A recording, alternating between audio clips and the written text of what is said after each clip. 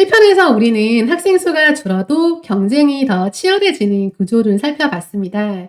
오늘은 그 위에 AI라는 변수가 생기면 어떻게 되는지 이야기해 보려고 하는데요. 요즘 AI가 다 해주는데 공부를 왜 하냐는 소리가 심심찮게 들립니다. 단순한 푸념처럼 들리지만 사실은 교육 시스템의 핵심을 정확하게 건드리고 있는데요. 과거 교육의 본질은 지식을 축적하는 것이 아니라 표준화된 정답을 얼마나 빠르고 정확하게 꺼내느냐였습니다. 이건 시험 제도만의 문제가 아닙니다. 우리가 학교에서 배운 능력의 상당 부분이 이미 기계가 더 잘한 영역으로 들어갔다는 뜻인데요.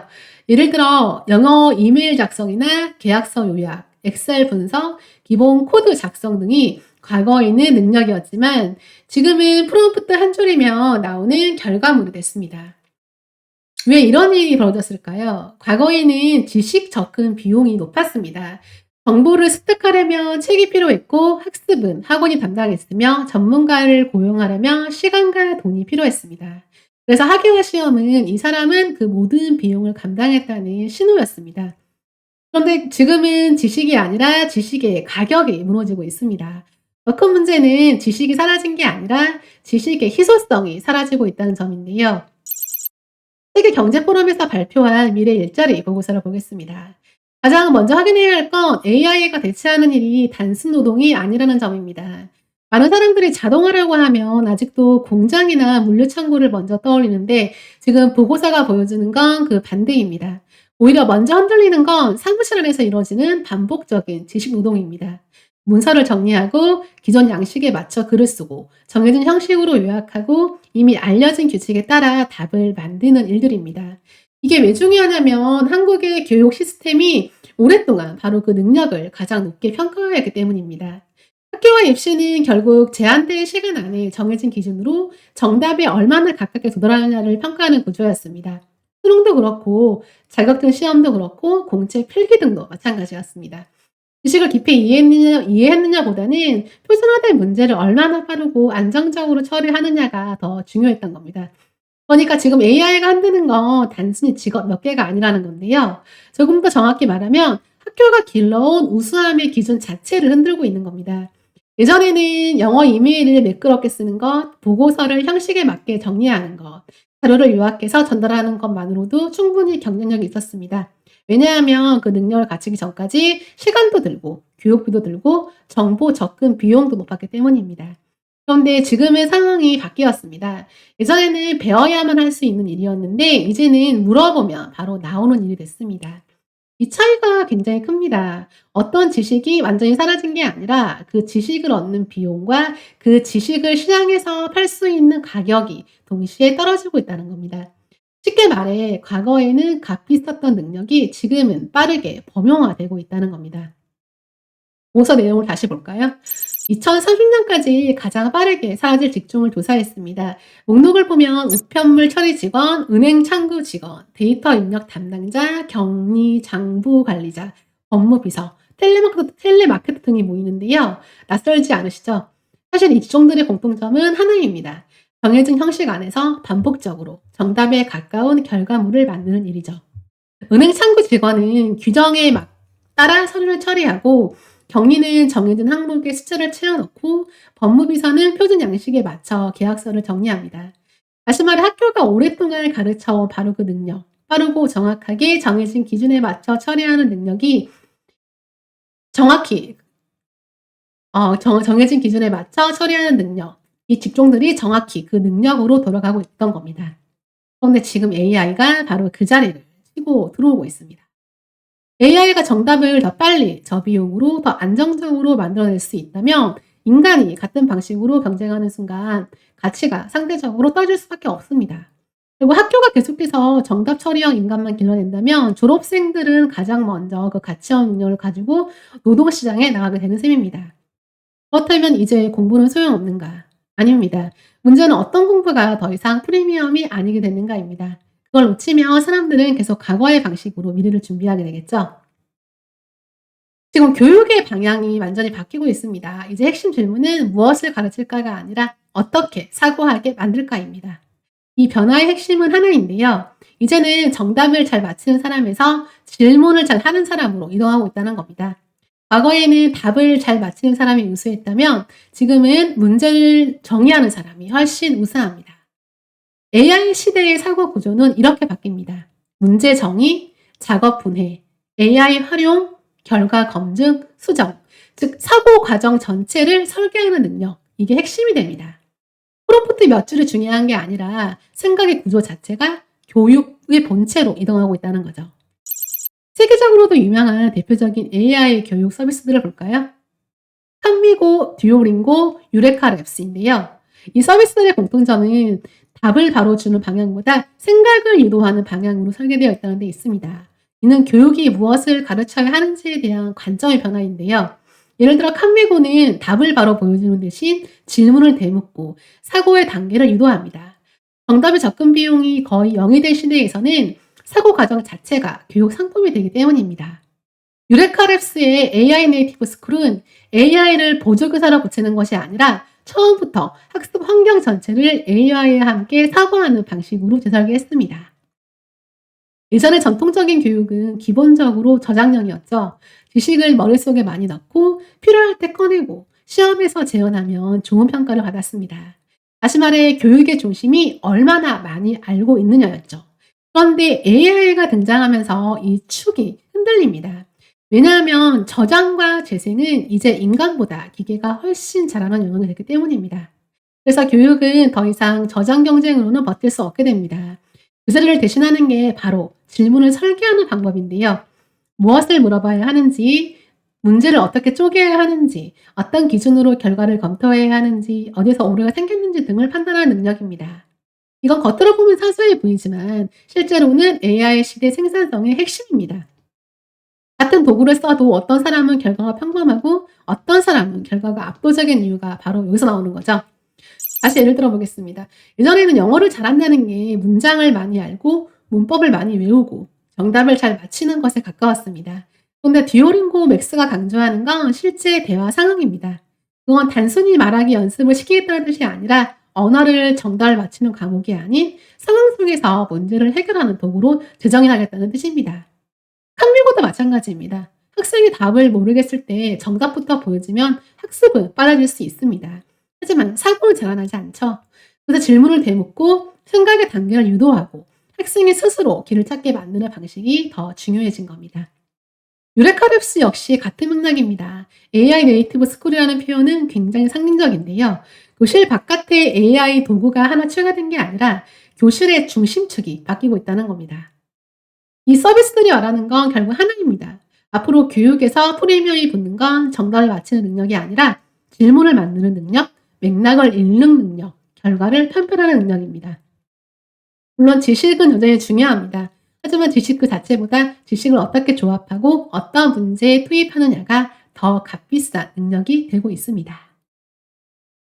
이제는 정보 격차의 기준도 바뀌고 있습니다. 세계경제포럼의 2025년 미래 일자리 보고서입니다. 100명 중 59명이 재교육이 필요하고 11명은 이 교육조차 받을 가능성이 적으며 이는 전 세계 인구 중 1억 2천만 명이 넘는 근로자가 중장기적으로 일자리 상실의 위험에 처해 있다는 뜻입니다. 단순히 결국 다들 다시 공부해야 한다는 뜻의 정도가 아니라 노동자의 거의 60%가 재교육, 재훈련이 필요하다는 건 일부 직종만 바뀌는 수준이 아니라 일하는 방식의 기본 문법 자체가 바뀌고 있다는 뜻입니다. 여기서 핵심은 AI 역량을 좁게 이해하면 안 된다는 점입니다. 많은 사람들이 아직도 AI 활용 능력을 코딩이나 기술 전공자의 영역으로만 생각합니다. 하지만 WF가 말하는 역량은 훨씬 넓습니다. 일을 구조화하고 어디까지 자동화하고 어디서부터는 인간이 판단해야 하는지 가르는 능력, 즉 업무를 설계하는 능력에 가깝습니다. 이 차이는 표면적으로는 잘 안 보입니다. 같은 회사, 같은 팀, 같은 학력, 같은 직무여도 한 사람은 AI를 단순 검색창처럼 쓰고 다른 사람은 초안 작성자, 요약자, 분류자, 아이디어 확정자처럼 씁니다. 겉으로는 둘 다 AI를 사용한다고 말할 수 있지만 실제 생산성은 전혀 다르게 나옵니다. 전자는 시간을 조금 아끼는 수준에 머물고 후자는 아예 일의 구조를 바꿔버리겠죠. 그래서 앞으로의 격차는 성적표처럼 명확하게 보이지 않을 가능성이 큽니다. 예전의 불평등은 좋은 대학, 좋은 직장, 좋은 자격증처럼 비교적 눈에 보이는 표지판이 있었습니다. 그런데 앞으로는 겉으로 같은 이력을 가진 사람들 사이에서도 실제 생산성 격차가 크게 벌어질 수 있습니다. 그 격차는 이력서에 잘 드러나지 않고 시험으로도 정확히 측정하기 어렵습니다. 하지만 조직 안에서는 계속 누적됩니다. 이게 왜 무서운가 하면 조용히 벌어지기 때문이죠. AI를 잘 쓰는 사람은 점점 더 많은 일을 처리하고 더 많은 실험을 하고 더 빨리 배웁니다. 반면 AI를 제대로 못 쓰는 사람은 같은 시간 동안 더 적은 결과를 냅니다. 처음엔 차이가 작아 보여도 시간이 지나면 경험, 성과, 평가, 보상, 승진에서 전부 차이가 납니다. 즉 AI 활용 격차는 단순한 편의성의 차이가 아니라 장기적으로 소득과 경력의 격차로 번지는 생산성 격차가 됩니다. 그래서 이 자료는 새로운 계층선을 보여줍니다. 이전엔 학력과 학벌이 대표적인 분기점이었다면 이제는 그 위에 또 하나의 선이 생깁니다. AI 네이티브와 비네이티브의 선입니다. 그리고 이 선은 생각보다 훨씬 빨리, 훨씬 일상적인 방식으로 사람들을 갈라놓을 수 있습니다. 이 변화는 이미 현실입니다. 가디언 지가 보도한 AI로 인한 대규모 일자리 교체, 사무직 종사자들이 직장을 그만두는 이유라는 제목 기사를 보면요. 화이트 칼라 직종에서 대면 현장 직종으로 이동하는 흐름이 실제로 이미 나타나고 있습니다. 이 기사를 단순히 사람들이 사무직을 떠나 기술직으로 간다는 현상 기사로만 보면 해석이 얕게 되는데요.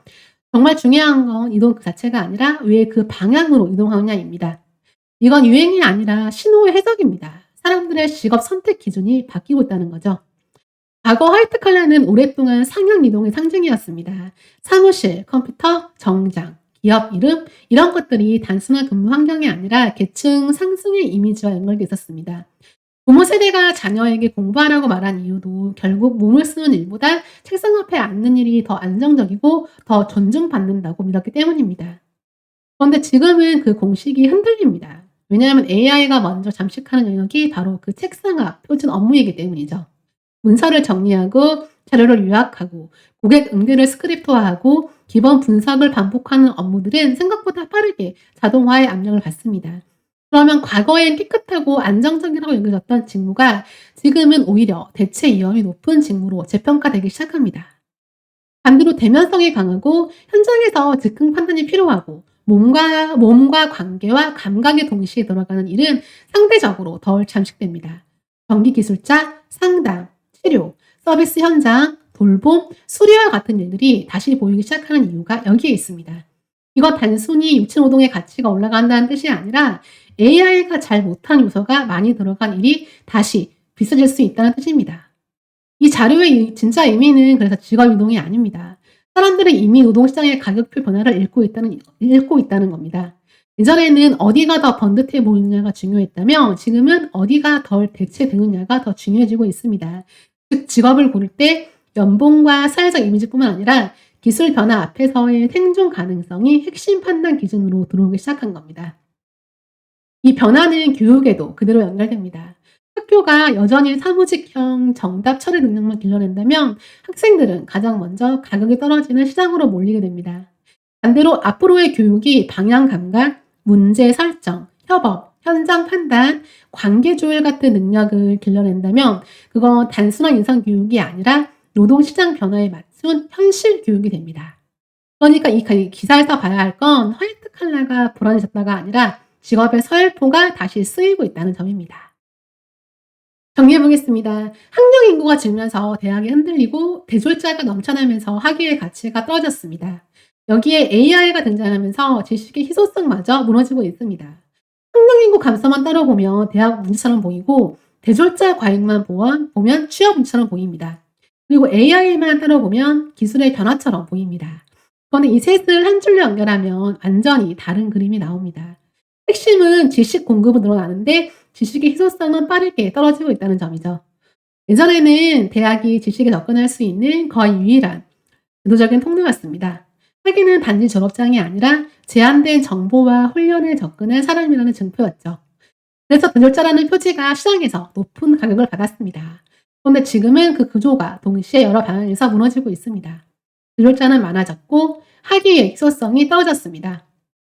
여기에 AI가 들어오면서 예전엔 오래 배워야 했던 지식 작업의 일부를 이제는 누구나 훨씬 값싼 비용으로 접근할 수 있게 되었습니다.